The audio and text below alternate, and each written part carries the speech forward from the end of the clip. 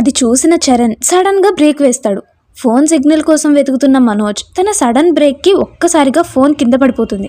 అది చూసి రే చరణ్ ఏమైందిరా అంత సడన్గా బ్రేక్ వేశావు అంటూ తన వంక చూస్తే కంగారు భయంతో కళ్ళు కూడా ఆర్పకుండా వెనకాలకే చూస్తుంటే ఏమైందా అని చూస్తాడు మనోజ్.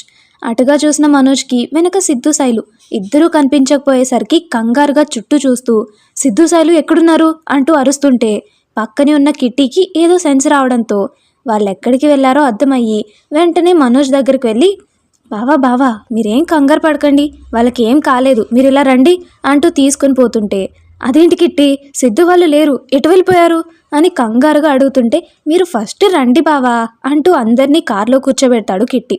తను కూడా లోపలికి ఎక్కేలోపు ఆ నల్లరాతి కొండకి పూర్తిగా దూరం వచ్చేయడంతో దాని ద్వారా తన అసలు రూపం దాల్చుకున్న కిట్టి మెల్లిగా నల్లరాతి కొండ నీడ తనని వీడగానే